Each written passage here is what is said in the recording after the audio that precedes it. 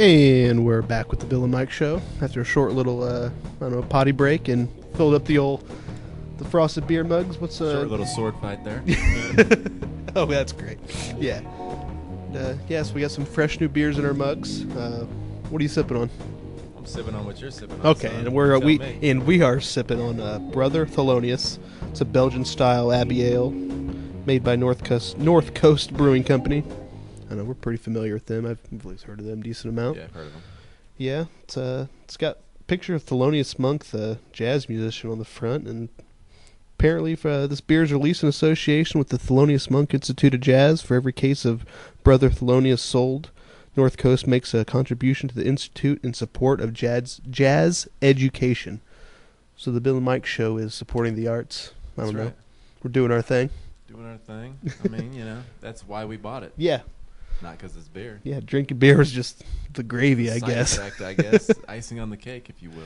Yeah, we'll support jazz. I thought it was an interesting quote on top of there. Monk's dream, straight, no chaser. What does that mean? I've heard straight, no chaser before. I don't know. What does that mean in conjunction with Monk's dream? I don't know. Who knows? The monk, I don't know, Thelonious Monk. I don't know if it's a lyric. I don't know if he had some kind of philosophy. Huh. Yeah. I did take a jazz class. I probably should know a little bit more, but wow. I don't know. Yeah. I mean, if we're going to a jazz class every day, we're probably... My question is, how many of those did you show up to? 1%? I think that was the best attendance I had. Oh, really? Yeah, was that class. I don't know. I don't think I showed up sober a whole lot, but it's pretty much just go and listen to jazz for an hour and a half. Yeah, actually, that sounds I enjoyed cool. it. Yeah. It's pretty sweet. Did it say what percentage it was on there? I believe it's... Oh, hell, it was... over 9%. They're not giving us an exact amount. It just is over 9%. This reminds me a lot of over 9%. Anywhere between 9 and 100. Yeah. Give or take a few. I don't know. This reminds me of Alma Gang. You ever had that? Or Pierre Jacques by Goose Island. Has that weird candy taste to it. I don't know how to describe it. Anyway. First article. Yeah, it's good. Social media could render covert policing impossible. Facebook has proven to be one of the biggest dangers in keeping undercover police officers safe. Got to keep them safe due to an application such as facial recognition, photo tagging, according to an adjunct professor, blah, blah, blah. Basically what they're saying is that these young kids these days, these innocent young children who are going to join the ranks of the state later on have been plastering their faces all over Facebook so much that years down the line they won't be able to be covert police officers. Oh, no, because... Nope. Before you've seen them, they're seeing them. Some motorcycle gang sees them on Facebook. It's like, boy, you in trouble. we spotted you on Facebook. It's kind of blown away when they said that some of these undercover operations take like the better part of a decade to. It's like you get like a couple guys, and then that's immediately filled in by the black market, like after 7 years of hard work. I don't know. It struck me as pretty pointless. Government creates problems and tries to solve them and just doesn't do anything. It's like, anyway. There's no American Dream. Another one of those lemonade stands shut down. Kids fined $500. $500. Excuse me, for setting up a lemonade stand to raise money for cancer without official permission from the extortion racket. Think that came out directly from their piggy banks? Who do you think paid these $5? Do you think it was the parents paid it or the kids had to pay it? I'm sure the government brought hammers and were like, pull out the piggy banks, smashed them in front of them, and were like, look what you did.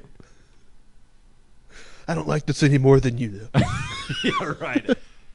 As he's getting off on it. Well, the guy, we can't play the video because that would be copyright infringement, but the guy's got like aviators on, the county enforcer that comes by. He's like balding. I mean, this guy wouldn't even be flipping burgers at McDonald's if he had to get a job in the free market sector. And that, no offense to people who flip burgers at McDonald's and actually serve a purpose. This guy comes out, it's a total jerk. And the first thing he says, because later on they like said they weren't going to fine him, said, you just got to move it back, so, it's for safety, blah, blah, blah. Right. One word, safety. And, no, the first thing out of this guy's mouth is, you got coolers and coolers here. Clearly concerned about how much sales they were doing, why he wasn't getting his cut. Offended that they would be weren't following their controls and their rules and their little. What's wrong with these? Yeah, people? I don't know. They don't like people subverting their non-existent authority. Yeah, these people aren't following the rules to a T as far as setting up their business and getting their permits. And I'm pretty sure if you scroll down and look in the comment section, people are supporting it. Like, I'm tired of these parents like thinking their kids can just do whatever they want and not follow the official. Like, these are obviously people who have been totally beaten down by the public education system. These are future entrepreneurs here. These kids are probably going to go on. And this actually got me interested a lot in researching the whole lemonade stand thing. Where did it come from? Yeah. And because I think we talked about this before, maybe at some point. Like, I didn't know if this was American phenomenon specifically or if this is a worldwide thing. I still don't know, but what I came to is that I could not find any articles in any other country except for Canada about lemonade stands. Really? Nothing in the UK. And please show me if I'm wrong. I couldn't find anything. There could be something out there. I just couldn't find anything. Only other one was Canada, so I don't know if our friends of the North borrowed that from us or if we were getting that from them. According to the history, I got another article on it here. Oh, this is the other one updating about the fines being waived. The history. Let's see. Popular treat. First reference in news media by New York Times in 1879. Shopkeeper in New York City erected a stand outside his store and sold lemonade to passerby. And then kids running their own lemonade stands. The Times also reported children setting up lemonade stands in 1880 as an easy means of making money. So this goes back, and then there's this old story here. You guys can read it if you click below. We'll have the link down there. But as far back as 1873, this guy selling this kid selling ice water. Then everybody copied after him, so he started selling lemonade to make money. So interesting how that really is a part. Think they had to have permit. Think they had to have permits back then. Well, of course, and they had the cops coming around, the sheriff coming around, shutting them down for not having a permit for safety. They wouldn't be run over by a horse and carriage. It's dangerous. Think of the children. Yeah. No, I'm pretty sure they didn't even know what a permit was back then. Well, there were permits for stuff, but not Right. that ridiculous.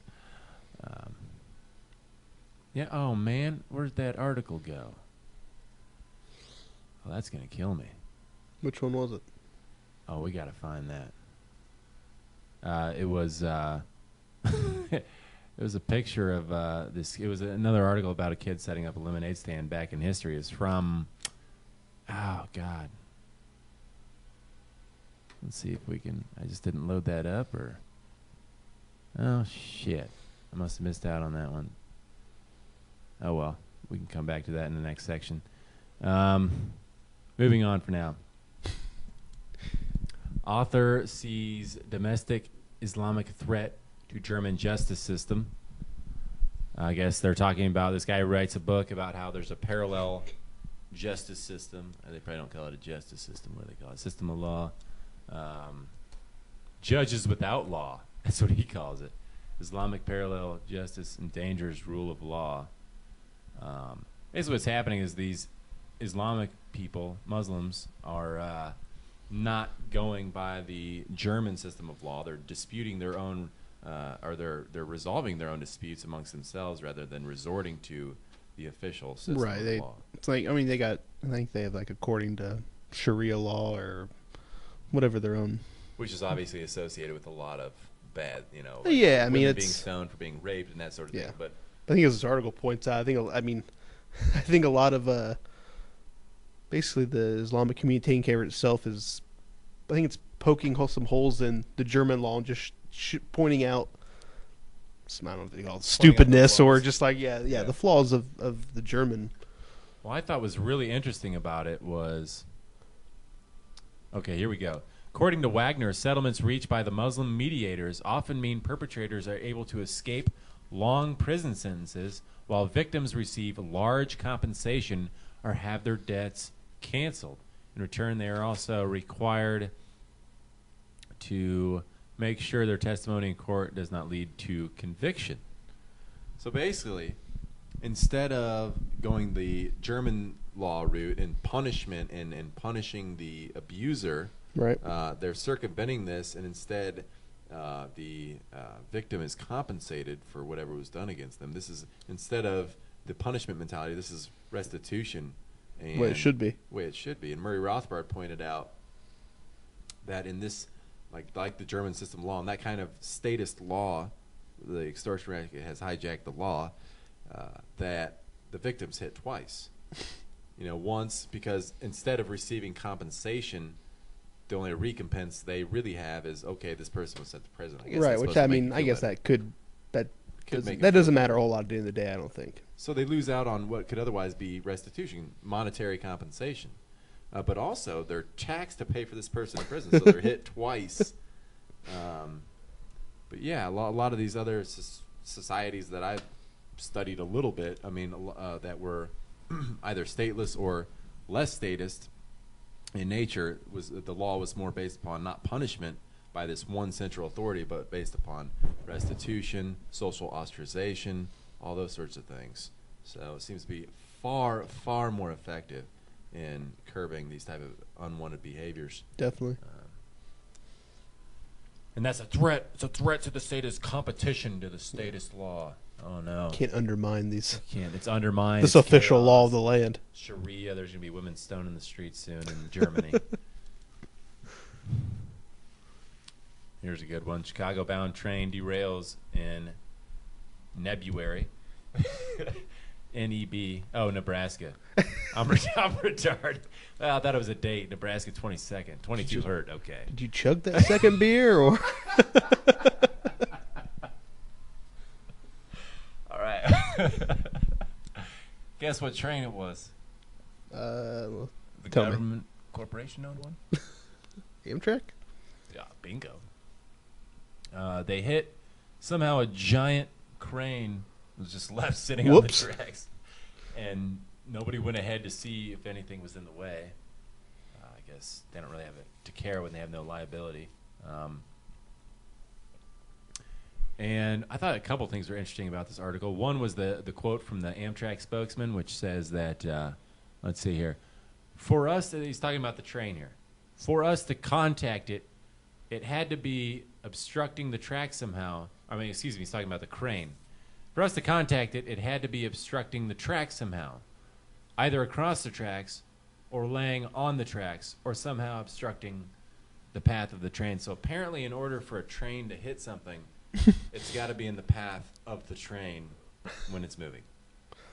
Okay. So we're safe. Just so you know. That is the expert spokesman from Amtrak telling us that. Good to hear. I also thought it was interesting that they interviewed a guy who was on the train. He says, it's been a long, rough trip, said Evans, in part because the train traveling from Chicago to Emeryville, California, across the bay from San Francisco, already was running about 8 hours behind schedule after hitting an abandoned car on the tracks Wednesday night near Salt Lake City. So Amtrak's just plowing through debris. debris. Just picturing some wasted conductor just 5 o'clock shadow and just slosh. Just whatever, or him. Keep going. Show must go. Mad, boys. Hold on to your britches, everyone. We're going through. Oh, Jesus. Yeah, I'm not taking Amtrak anytime soon. No, probably not. Okay. DA charges Spring Creek man with lewdness. This guy's a TSA employee. Get out of here. Really? Yeah. Died. Oh. Thought you were being serious. No, this guy looks creepy, though. I mean, when he shows up for the interview, that's immediate. Yes, I want this guy feeling up children. Yes, you look responsible for that role. City officer arrested Spring Creek man with blah, blah, blah, where he works for the TSA on a warrant charging 6 counts of lewdness with a child. Of possible, he was notified of possible sexual contact between David Ralph Anderson, 61, and a girl younger than 14. So when he doesn't have the uniform on, well, we got a big problem here. This is criminal. This is a big time. But when he puts the uniform on and feels up little kids, then it's protection and security. Yeah. How obnoxiously ridiculous does it have to get, Mike? It's backwards. I know. I don't get it. Bill, it's all backwards. It's all backwards. This guy is that 7 foot tall? No, that's 75 inches or something. This guy's a monster. I see a 5 peeking out behind his hair there.